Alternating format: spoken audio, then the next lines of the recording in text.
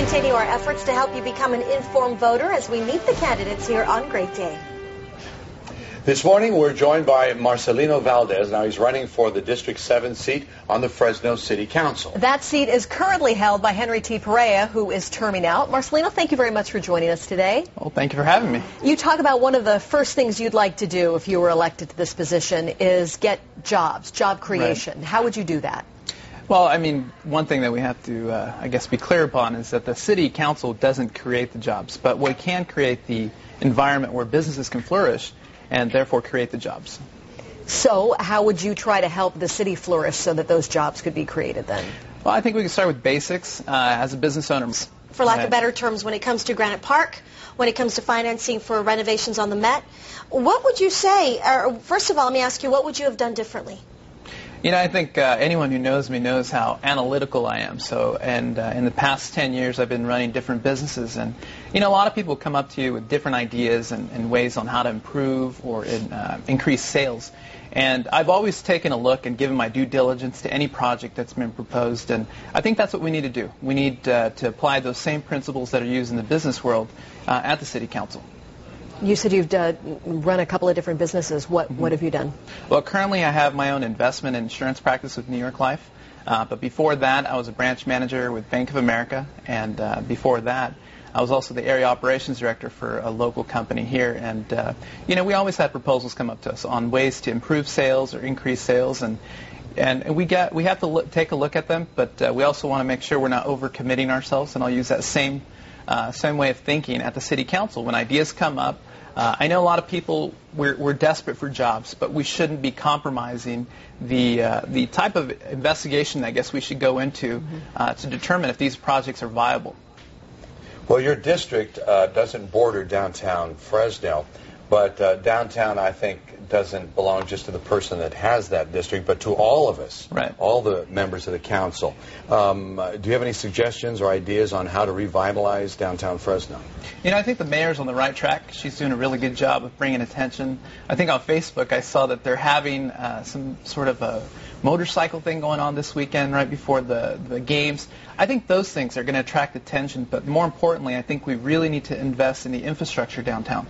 A lot of the people I've been talking to who would be key in revitalizing downtown, whether putting stores or buildings that people can live in, are telling me that under the downtown is not it's not set up for that type of population.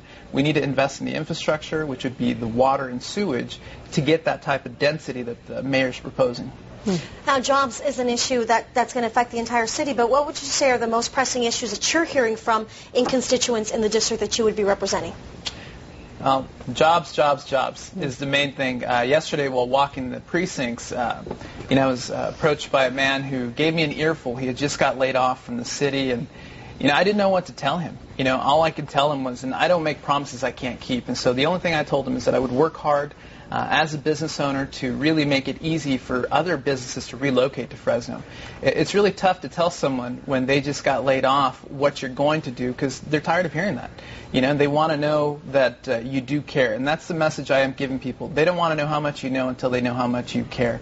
And so jobs will be a high priority for me. And using my business acumen I've I guess, gathered throughout the years, I'm going to use that at City Council and try to help other business owners flourish here in town. What's your opinion on Mayor Ashley Swearengen's recent proposal to privatize some of the city services, including solid waste and some of the parks maintenance? And that's a hot topic right now. See, the numbers that I've looked at, I'm a very analytical person, and so my I guess stance on that has been, give me all the numbers and I'll make a clear decision on if it's a good idea. But right now what I'm looking at, it doesn't make sense for us to privatize the particular industry they're trying to privatize. So I'm not for it. I'm open to any idea that would move Fresno forward. So if that idea is going to put us in a better position, I would support it. But at this time, the numbers that I've seen, it doesn't make sense for us to do it. Are there other services that would be better, you'd get better savings by privatizing or better growth in the long run? I'm not sure. The figures I've been looking at, I know solid waste has been the one that they're looking at. And having ran different businesses, I know that 30-40% of your overhead is always in payroll. And so the concern I have is if every business uses the same model of using payroll, fixed expenses like buildings, equipment, all these other things. I want to know how they're going to keep the rates to the consumer the same without increasing, without changing much of what's going on. Are we going to compromise service, or are we going to increase rates to the consumers? Okay. I'd like to know, if this is your first foray into politics, why? Why did you decide to run? Because clearly it's going to take a lot of time away from, what you do and your family. Right. And you're new to this. Why run? Well, believe it or not, my family's been going with us, and my son and my wife have been great. I feel like they're part of my team. My wife is my co-pilot. She's such a blessing to me. And, it hasn't really taken away time, but the reason I'm running is, as a Fresno area native who loves the city, I decided to run because I'm concerned with the direction our city's going.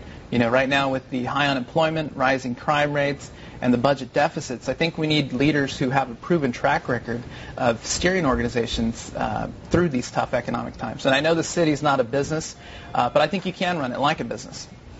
This race isn't as crowded as some of the other races that we've seen. Right. What do you think sets you apart? I think it's my experience, the experience that I have in the private sector, also being a Fresno area native, understanding a lot of the issues that surround our area. I grew up in Kerman, which is out in the country, and I know a lot of our issues here, and I think that that's a benefit for me that I'll go in understanding a lot of things that we're going to be hit up with at the City Council. Well, to run a campaign, it takes money. You've got to knock on doors, pick up the phone, ask people for money. A lot of special interests out there that a lot of times give money and expect favors. Where do you draw the line? I don't do any favors. I haven't committed to anything to anyone. The only thing I've committed to is working hard and doing what's best for people. And if their idea is going to benefit our city and our people, then absolutely. But I haven't committed to anyone any special interest, especially in these times. We have to make sure we put people first. Is there an underwritten or an underlying kind of wink, when you get a donation? No, absolutely not.